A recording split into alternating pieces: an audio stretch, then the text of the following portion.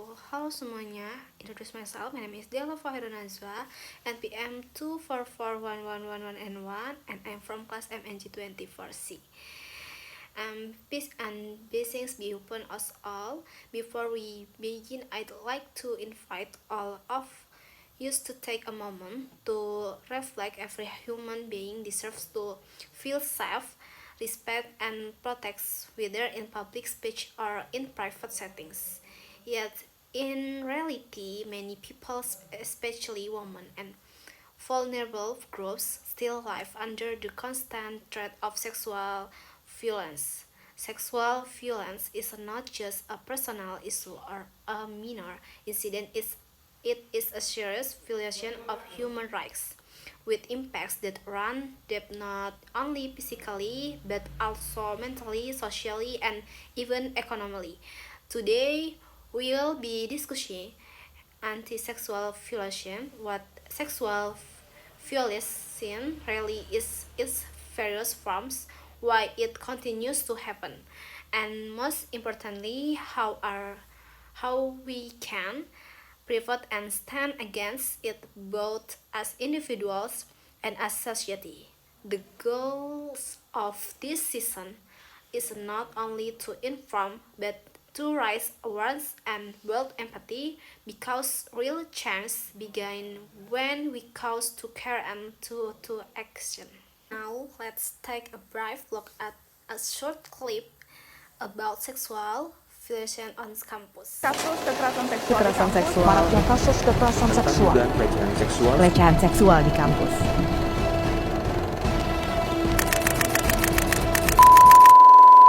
Peraturan Mendikbudristek Nomor 30 Tahun 2021, diketahui Permendikbud Nomor 30 ini mengatur tentang pencegahan dan penanganan kekerasan seksual di lingkungan perguruan tinggi. Sekarang ini kita tidak lagi menghadapi penjajahan oleh bangsa asing, tetapi ada bentuk penjajahan lain yang masih terjadi di sekitar lingkungan kita, yakni kekerasan seksual.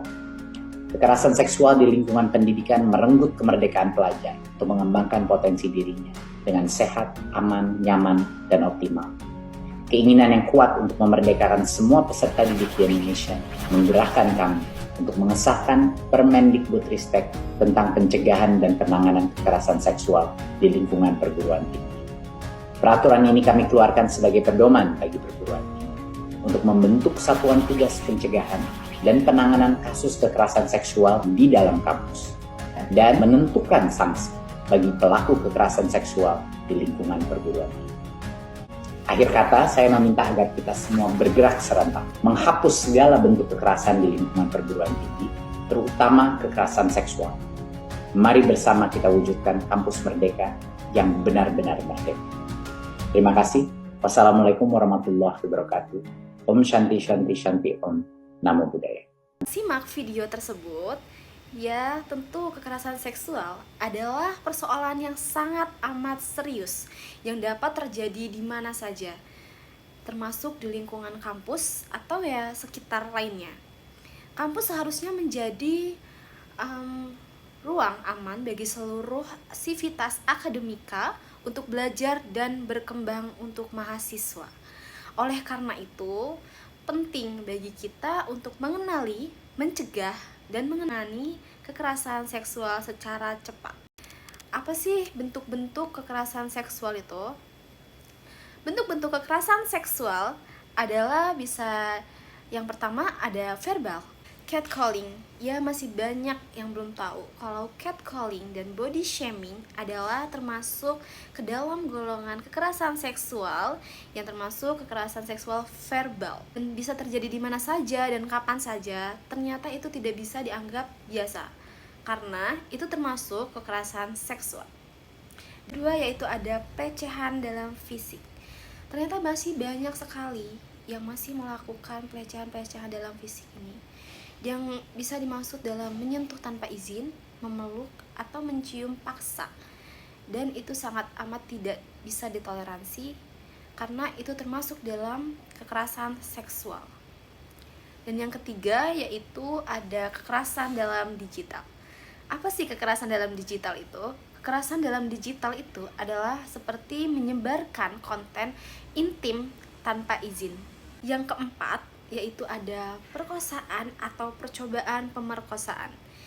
Ya, salah satu di negara kita ini masih banyak yang melakukan perkosaan atau percobaan dalam pemerkosaan. Nah, dalam 4 hal itu ada faktor-faktor penyebabnya, yaitu ada yang pertama, yaitu ada relasi kuasa yang tidak setara atau bisa disebut dengan dosen, mahasiswa, senior-senior atau junior yang ada di dalam kampus. Yang kedua yaitu ada budaya patriarki dan seksisme, lemahnya penegakan hukum atau aturan kampus. Nah, dari 4 kekerasan seksual tersebut bisa berdampak lebih untuk korban. Apa sih dampak-dampaknya? Dampak-dampaknya itu ada yang pertama ada gangguan pada kesehatan mental korban atau bisa disebut dengan trauma, depresi atau PTSD. Yang kedua yaitu ada gangguan dalam akademik yang bisa disebut dengan menurunnya prestasi atau bisa jadi sampai putus kuliah. Yang ketiga yaitu hilangnya rasa aman di dalam lingkungan kampus atau lingkungan sekitar. Dan yang keempat yaitu ada sosial yang bisa disebut dengan stigma, pengucilan atau kehilangan dukungan. Dari kekerasan seksual itu sebenarnya kita bisa mencegah hal-hal tersebut. Apa sih pencegahan kekerasan seksual di dalam kampus terutama? Yaitu yang pertama adalah edukasi dan literasi seksual yang sehat. Yang kedua ada kampanye atau kesadaran. Yang ketiga atau pelatihan bagi dosen, staf, dan mahasiswa tentang pencegahan kekerasan seksual. Yang keempat ada pembuatan dan penguatan Satgas PPKS atau bisa disebut dengan Satuan Tugas Pencegahan dan Penanganan Kekerasan Seksual.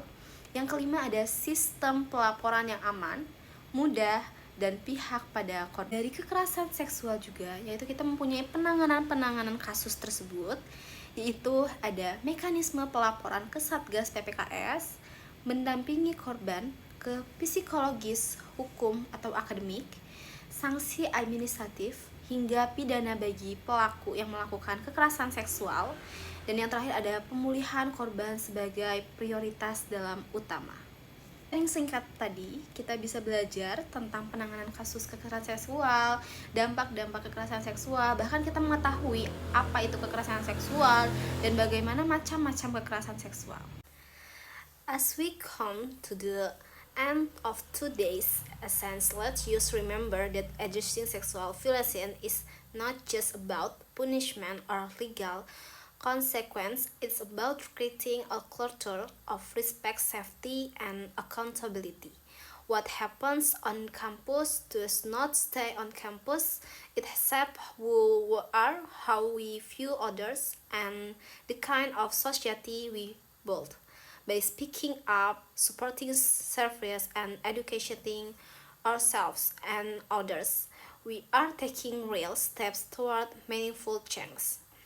Each of you has a role to play, whether it's by standing up against interpret behavior, offering support to a friend, or simply by causing to listen with empathy.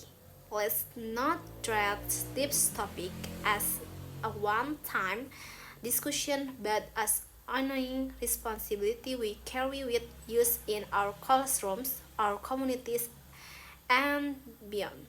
Saya berharap kepada teman-teman semua untuk bisa menjaga diri kamu sendiri, karena kalau bukan kamu siapa lagi? Terima kasih. Wassalamualaikum warahmatullahi wabarakatuh.